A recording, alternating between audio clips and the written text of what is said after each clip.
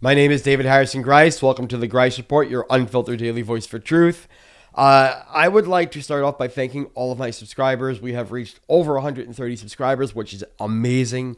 Hitting that subscribe button really helps us get the news out there so that we can say that we have friends everywhere, because our network is building and you are all a part of it.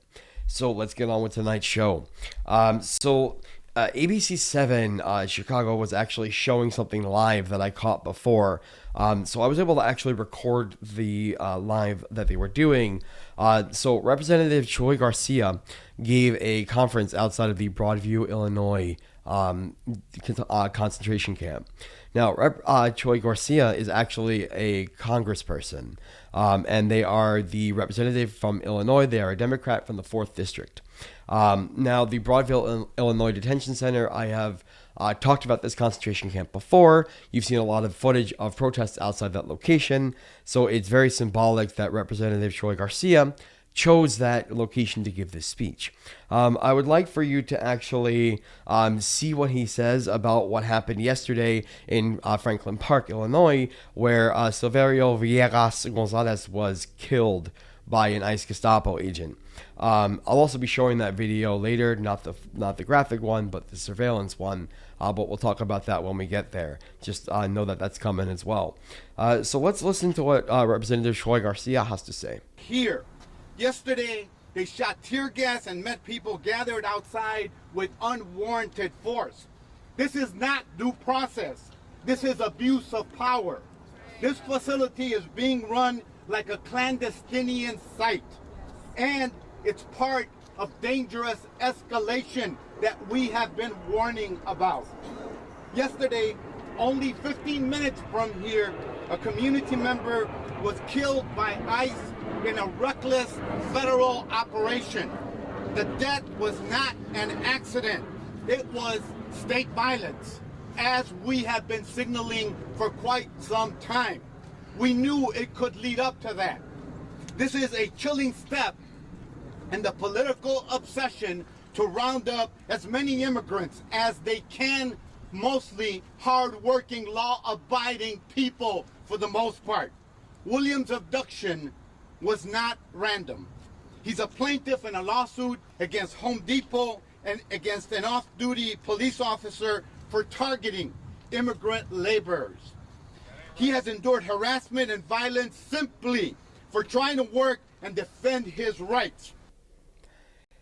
Yeah, I felt like that was very powerful. And I think that the fact that somebody has to get out there and say these things is a kind of a little indicative of the crisis in which we find ourselves.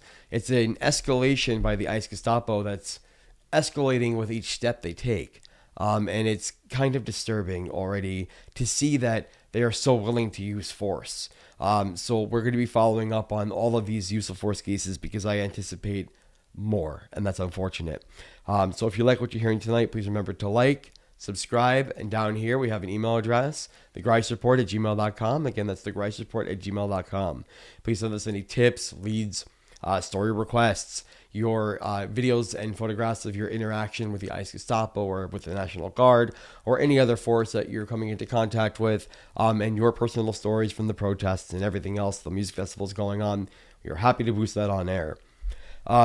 So now to just round out the discussion that I started yesterday about the killing of Silverio Villegas-Gonzalez, we actually were able to obtain some of the footage from the surveillance cameras around there via CBS News Chicago. They are a local affiliate, so I do trust them. And more importantly, one of the indicators of trust for this particular piece of information, at the end of the video, at the end of the full video, because it is a larger video that I'll be linking in the description, they actually say that the reporters said that they could not find any information on Villegas-Gonzalez ever having a criminal record or reckless driving charges.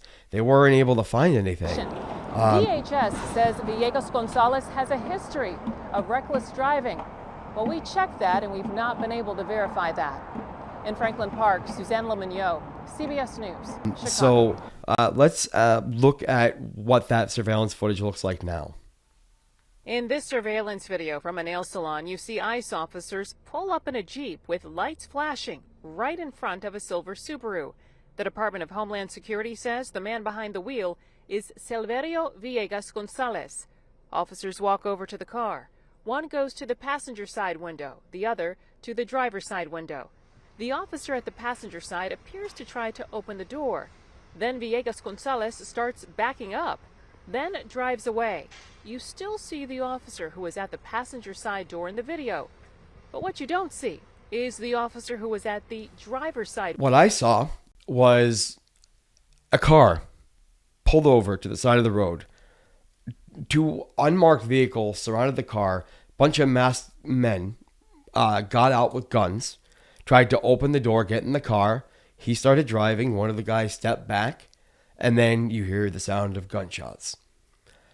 The Department of Homeland Security is claiming that there was a guy on the other side of the car that we're not able to see.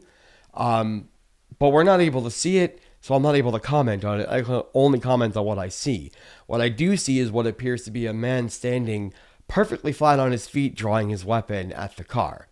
I'm not positive that that's the officer who fired the shots, as you see the way that the shot is edited that I showed you. However, it does appear that he did draw his weapon. So let's revisit the story where they said, this is something that they were fearing for their life. I don't think so. I think this was an abuse of power and an abuse of force. We'll see what this plays out like in court, because I know Governor J.B. Pritzker is actually working on it right now. So the final story I want to cover tonight. So The Guardian wrote a story where there's some leaked documentation regarding the Trump administration's next National Guard troop deployment. So Louisiana apparently is their next target. According to the leaked documents, which include none other than Bondi, Hegseth, Noam, and seemingly a request from Governor Jeff Landry that they want the troops there. According to these leaked documents, the estimated end date of the mobilization is 9/30/26. That's a little more than a year from now. This would be about 1,000 troops to be committed. Now, granted, there are many cities in Louisiana that are red, but there are also some like New Orleans that are blue. This doesn't bode well for the people of Louisiana, and now this is your time to shine. Let's get some of that New Orleans jazz going in the streets for a music festival. So if you like what you heard tonight, please do hit that subscribe button. My name is David Harrison Greis. Thank you for joining the Resistance, and have a great night.